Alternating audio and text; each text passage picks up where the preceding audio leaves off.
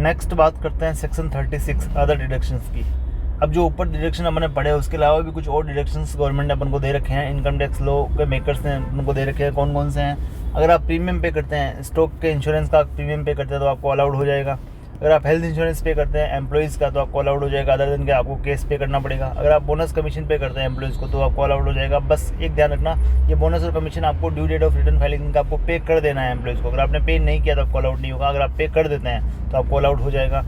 अगर आपने कोई लोन ले रखा है उसका इंटरेस्ट आपको लगता है तो वो भी आपको अलाउड हो जाएगा। बस वो लोन आपका बिजनेस एंड प्रोफेशनल पर्पज़ के लिए होना चाहिए, ऐसा नहीं कि पर्सनल पर्पज़ के लिए। अगर पर्सनल पर्पज़ के लिए आपने लोन लिया है तो उसका इंटरेस्ट आपको अलाउड नहीं होगा। अगर आपने जीरो कूपन बॉन्ड इशू किए हैं जो आपने डिस्काउंट पे इशू किए हैं, डिस्काउंट पे कैसे?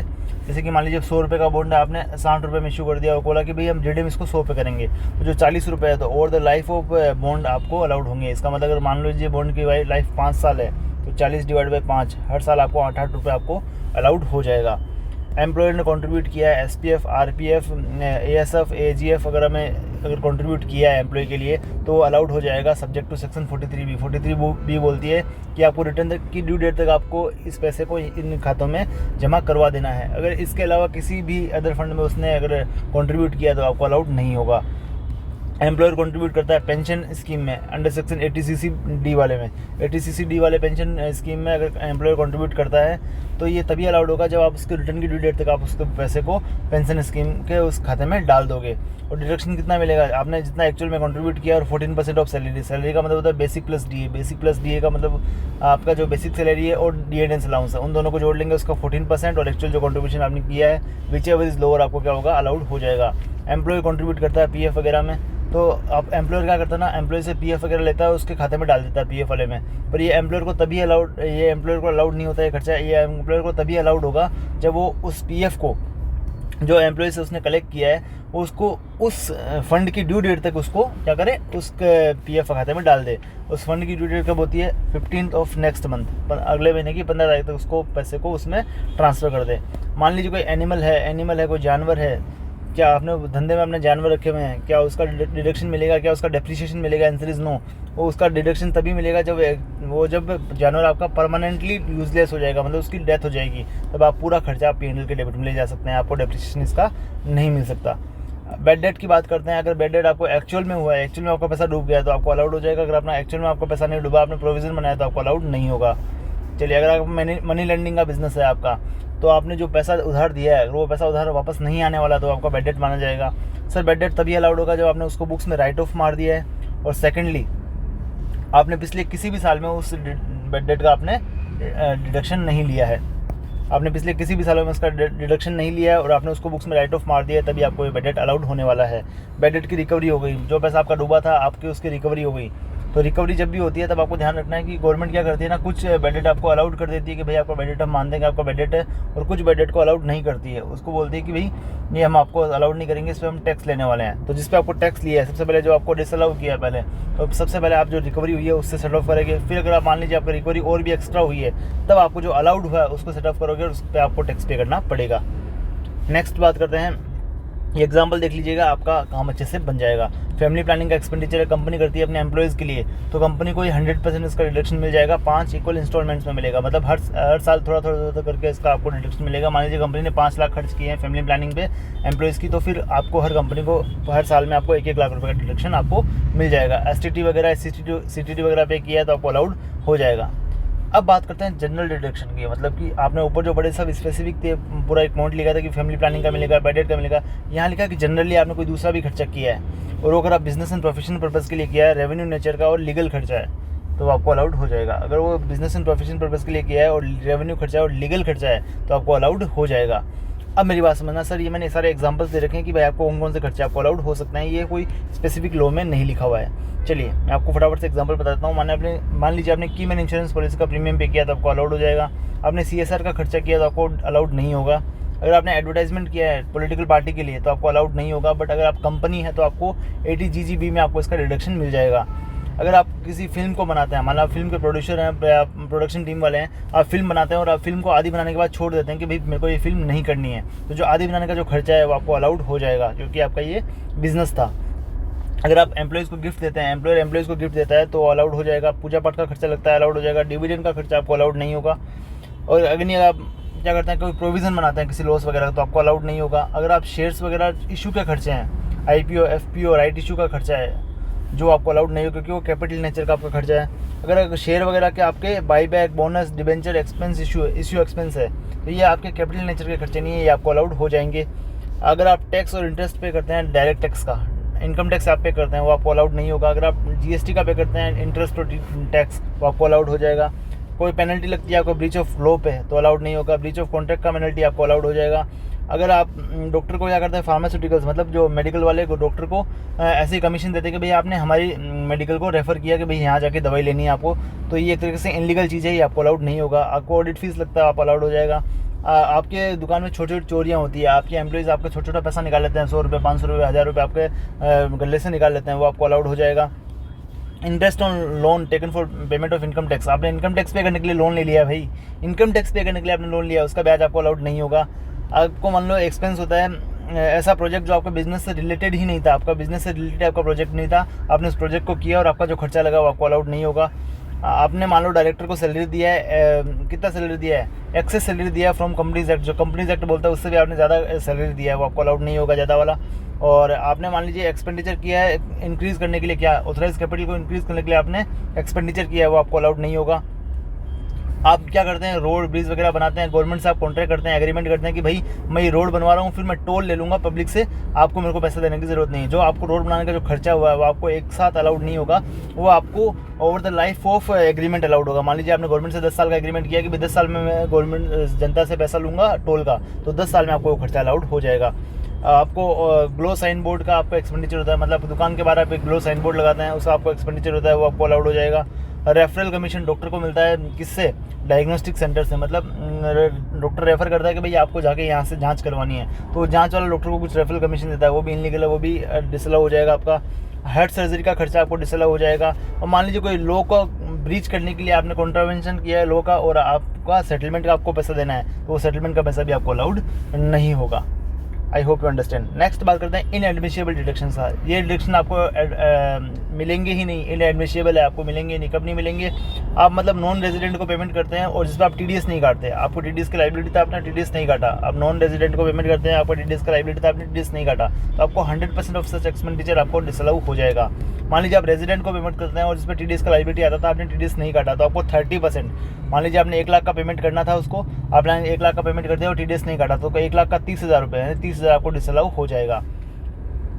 अब मेरी बात समझना, इसमें कॉमन पॉइंट क्या है, दोनों में कॉमन पॉइंट क्या है, 100% डिसअलाउ में नॉन रेजिडेंट को आपने जो पेमेंट किया था और रेजिडेंट को आपने जो पेमेंट किया उसका 30% जो आपका डिसअलाउ हुआ था। इन दोनों में कॉमन पॉइंट ये है, जो आपका 30% और 100% जो आपको डिसअलाउ हुआ था, जो आपका 30% और 100% जो आपका डिसअलाउ हुआ था, वो आपका अलाउड हो जाएगा। किस ईयर में अलाउड होंगे, उस ईयर में अलाउड होगा जब जिस साल में आपने उस TDS को गवर्नमेंट को आपने जमा करवा दिया है। जिस साल में आपने TDS को गवर्नमेंट को जमा करवा दिया उस साल में आपको ये अलाउड हो जाएगा। अब मेरी बात समझना, अब पेयर ने क्या किया, TDS नहीं काटा, पर पेई समझदार था, उसने अपने इनकम में उस इनकम को बताया और टैक्स भर दिया है, तो भाई कोई दिक्कत नहीं है। एक पेयर क्या करेगा, फॉर्म 26A में एक CA से बनवाएगा और भाई से सबमिट कर देगा, भाई मैंने तो TDS नहीं काटा, बट पेई ने TDS का टैक्स पे कर दिया है। अब ध्यान रखना, पेयर को इंटरेस्ट पे करने का पड़ेगा इसके ऊपर 1% पर मंथ और पार्ट ऑफ द मंथ का इंटरेस्ट पे करना पड़ेगा, जो उसने TDS नहीं काटा है। जब उसका TDS काटना चाहिए था, जब TDS गवर्नमेंट को जमा करवाया उस डेट का, उसको क्या करना पड़ेगा, इंटरेस्ट जमा कराना पड़ेगा 1% पर मंथ और पार्ट ऑफ द मंथ का। चलिए, अगर आप सैलरी का पेमेंट करते हैं आउटसाइड इंडिया, अगर आउटसाइड इंडिया आप सैलरी का पेमेंट करते हैं और TDS नहीं काटते, आप सैलरी का पेमेंट करते हैं और TDS नहीं काटते, तो आपको 100% खर्चे का डिसअलाउ, 100% वो खर्चा आपका डिसअलाउ हो जाएगा।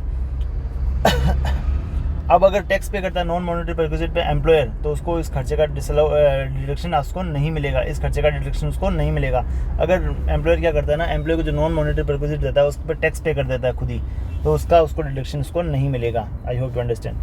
अब सबसे इंपॉर्टेंट सेक्शन अपन पढ़ने वाले हैं, इस पर क्वेश्चन डायरेक्टली बन सकता है, टैक्सेशन ऑफ फर्म। फर्म पे टैक्स कैसे लगेगा, फर्म पे टैक्स कैसे लगेगा, ये हम डायरेक्टली में पढ़ने वाले हैं। चलिए, अब फर्म अपने पार्टनर्स को क्या देती है, इंटरेस्ट देती है, बोनस देती है, कमीशन देती है, रेम्यूनरेशन देती है। ये आपने 12 पार्टनरशिप में पढ़ा होगा कि फर्म अपने पार्टनर्स को इंटरेस्ट, बोनस, कमीशन, रेम्यूनरेशन वगैरह ये पे करती है। अगर ये सब कुछ पार्टनरशिप डीड में ऑथोराइज किया हुआ है, पार्टनरशिप में डीड में ऑथोराइज किया हुआ है, और या पार्टनरशिप डीड में ऑथोराइज नहीं किया, अगर नहीं ऑथोराइज है पार्टनरशिप डीड में, तो आपको अलाउड नहीं होगा। अगर ऑथोराइज किया हुआ है पार्टनरशिप डीड में, तो रेमुनरेशन नॉन वर्किंग पार्टनर को देते हैं तो वो अलाउड नहीं होगा, चाहे अथराइज किया हो चाहे ना किया हो। अगर नॉन वर्किंग पार्टनर को अगर अपन रेमुनरेशन देते हैं तो आपको अलाउड नहीं होगा। बट अगर आप रेमुनरेशन वर्किंग पार्टनर को देते हैं तो एक स्पेसिफिक लिमिट तक अलाउड होगा। वो लिमिट आपकी क्या है वो हम अब नीचे पढ़ने वाले हैं। वो लिमिट क्या आपके हम नीचे पढ़ने वाले हैं। चलिए, remuneration to working partner, remuneration to working partner.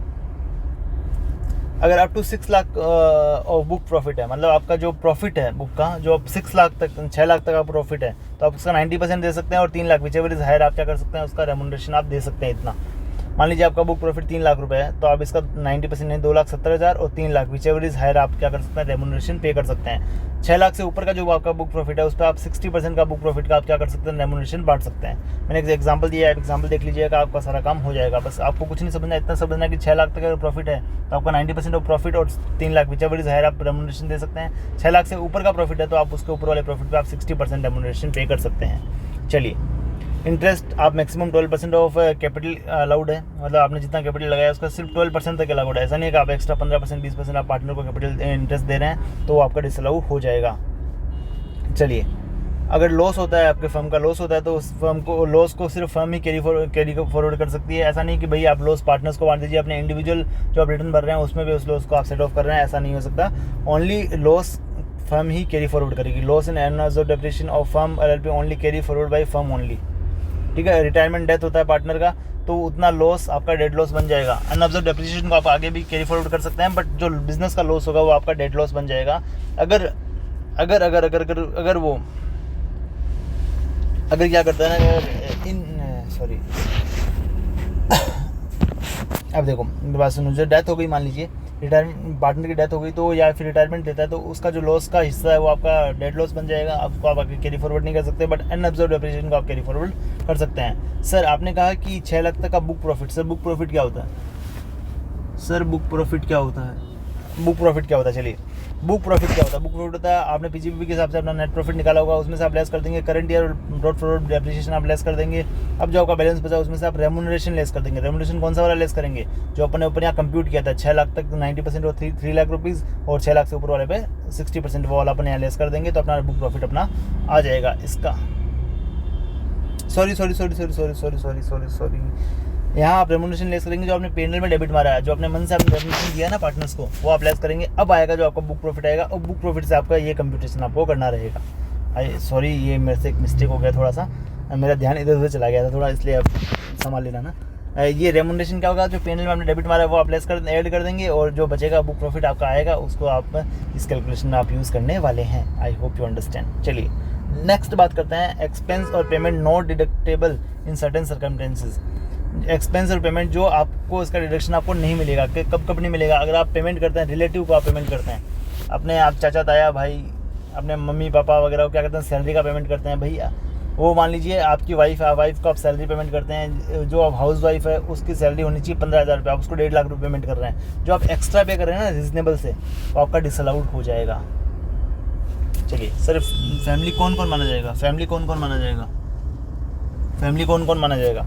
Individual के केस में mother, father, brother, sister, spouse, lineal descendant आपके फैमिली माने जाएंगे। HUF के केस में मेंबर और रिलेटिव, फर्म के केस में पार्टनर और उनके रिलेटिव, कंपनी के केस में डायरेक्टर और उनके रिलेटिव, AOPBI के केस में मेंबर और उसके रिलेटिव, और any person or his relative held more than 20% or more share holding in company or 20% or more PSR in firm, तो सच कंपनी, फर्म, AOPBI भी आपकी रिलेटिव मान ली जाएगी। होल्डिंग कंपनी है तो उसकी सब्सिडरी कंपनी और उसकी एक अगली चेन वाली subsidiary company to subsidiary of single holding of also relative, मतलब कि आपकी होल्डिंग कंपनी है, आपकी एक सब्सिडरी कंपनी, आपकी 2 सब्सिडरी कंपनी है, तो दोनों आपस में रिलेटिव, दोनों भी आपकी रिलेटिव मानी जाएगी और आपस में भी रिलेटिव मानी जाएगी। चलिए नेक्स्ट बात करते हैं, payment in case of sorry एक सेकंड। होल्डिंग कंपनी है तो सब्सिडरी कंपनी आपकी क्या मानेगी, रिलेटिव मानी जाएगी। और मान लीजिए आपकी 2 सब्सिडरी कंपनी है तो दोनों आपकी क्या मानी जाएगी, रिलेटिव मानी जाएगी। चलिए ये पॉइंट अपन ने क्लियर कर लिया है। अब नेक्स्ट बात करते हैं, अगर आप किसी बंदे को सिंगल डे में अगर 10,000 से ज़्यादा आप क्या करते हैं, कैश पेमेंट करते हैं, यानी कि अदर देन आप अकाउंट पे चेक वगैरह, डिमांड ड्राफ्ट वगैरह के अलावा पेमेंट करते हैं, इलेक्ट्रॉनिक क्लियरिंग सिस्टम के अलावा पेमेंट करते हैं 10,000 से ज़्यादा in a single day to a single person, तो आपको खर्चा डिसअलाउड हो जाएगा। देखो क्या लिखा, payment to a single day to a single person up to ₹10,000 allowed है। अबाउट 10,000 किया है आपने allow only when paid through any mode other than cash, bearer cheque, cross cheque के अलावा अगर आपने पेमेंट किया तभी आपको अलाउड होगा, अदरवाइज आपको अलाउड नहीं होगा। अब ट्रांसपोर्टर अगर आप पेमेंट करते हैं केस में तो आपको 35,000 तक आप कर सकते हैं, कोई दिक्कत नहीं है केस में।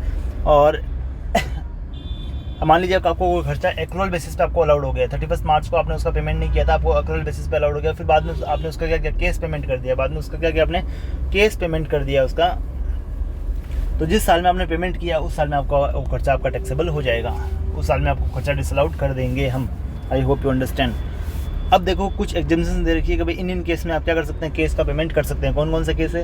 अगर आप बैंकों को पेमेंट करते हैं, आप बैंक को या कोऑपरेटिव बैंक को अगर आप पेमेंट करते हैं, कोऑपरेटिव सोसाइटी को अगर आप पेमेंट करते हैं तो आप केस में कर सकते हैं। अगर आप NEFT, RTGS, debit card, credit card ये वगैरह से पेमेंट करते हैं तो आप कर सकते हैं। पेमेंट मेड, आपने बुक एडजस्टमेंट के लिए एक पेमेंट की है, भाई एंट्री मारी केस की, तो आप कर सकते हैं, कोई दिक्कत नहीं है। और अगर आप एग्रीकल्चर प्रोड्यूस खरीदने के लिए अगर आप केस पेमेंट करते हैं तो कर सकते हैं, कोई दिक्कत नहीं है।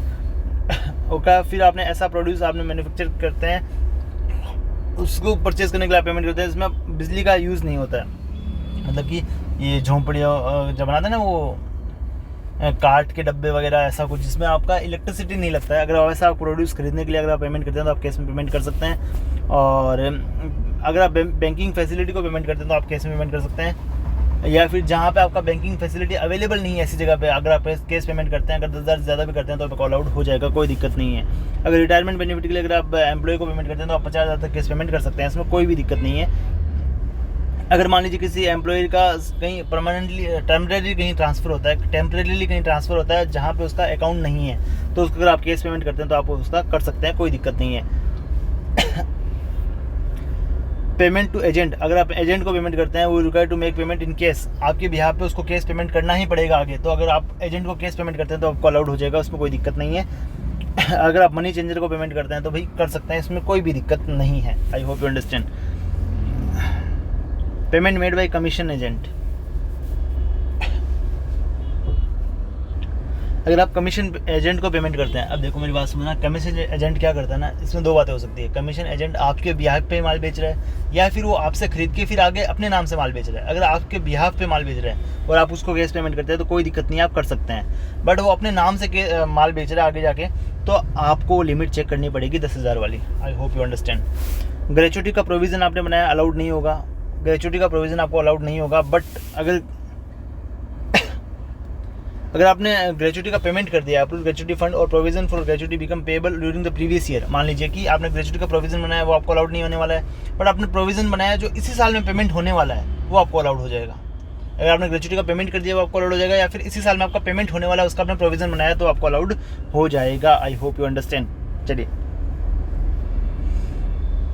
नेक्स्ट कहते हैं कि कंट्रीब्यूट करता है एम्प्लॉयर फंड या ट्रस्ट में, तो क्या सर अलाउड हो जाएगा? हाँ सर, एम्प्लॉयर को तभी अलाउड होगा जब वो रिकॉग्नाइज प्रोविडेंट फंड या स्टैट्यूटरी प्रोविडेंट फंड में अगर कंट्रीब्यूट करता है तभी आपको अलाउड होगा, अदरवाइज आपको कोई भी खर्चा अलाउड नहीं होगा। रेमिशन और सेशन ऑफ ट्रेडिंग लायबिलिटी, मतलब पिछले साल में आपने कुछ खर्चा किया, आपने कुछ पे किया है और आपको क्या हुआ कि अगले साल में उसका रिफंड आ गया, तो उस पिछले साल में तो जो आपने खर्चा किया उसका आपको डिडक्शन अलाउड हो गया होगा, डिडक्शन आपको मिल गया होगा। जैसे कि मान लीजिए आपने पहले पिछले साल में सेल टैक्स पे किया तो आपको अलाउड हो गया, आपने जीएसटी पे किया आपको अलाउड हो गया, अब बाद में आपको क्या जीएसटी का वो जो आपने अमाउंट पे किया उसका रिफंड मिल गया है, तो जो पिछले साल में तो आपको रिफंड नहीं मिला होगा, पिछले साल में आपने जीएसटी पे किया तो आपको अलाउड हुआ होगा, तो इस साल में जो रिफंड मिला आपको वो टैक्सेबल हो जाएगा जिस साल में आपको रिफंड मिला है। I hope you understand. Next बात करते हैं change in the rate of exchange of currency, मतलब कि क्या हुआ ना कि आपको क्या हुआ, आपने फॉरेन से कोई एसेट खरीदी है और एसेट खरीदी तो आपने डॉलर्स वगैरह में या दूसरी करेंसी में आपने खरीदी होगी, उस करेंसी के फ्लक्चुएशन की वजह से आपको गेन या लॉस हुआ होगा। मतलब कि आपको अभी पता लगा कि मेरे को बस इस एसेट के लिए मेरे को 5 लाख देने पड़ेंगे, फिर मान लीजिए रेट्स बढ़ गई, उस डॉलर वगैरह की रेट बढ़ गई तो आपको ज़्यादा देना पड़ गया या फिर कम देना पड़ गया, तो आपको जो कम या ज़्यादा देना पड़ा है तो उसका जो प्रॉफिट एंड लॉस हुआ उसका क्या एडजस्टमेंट अपन करने वाले हैं। अगर मान लीजिए आपको लॉस हुआ इसके अंदर तो आप क्या करेंगे, कॉस्ट ऑफ एसेट में आप उसको ऐड कर देंगे, उसका आप डेप्रिसिएशन आराम से क्लेम कर सकते हैं। अगर आपको प्रॉफिट हो गया उसकी वजह से तो आप क्या करेंगे, उसको कॉस्ट ऑफ एसेट में से आप उसको लेस कर देंगे। I hope you understand.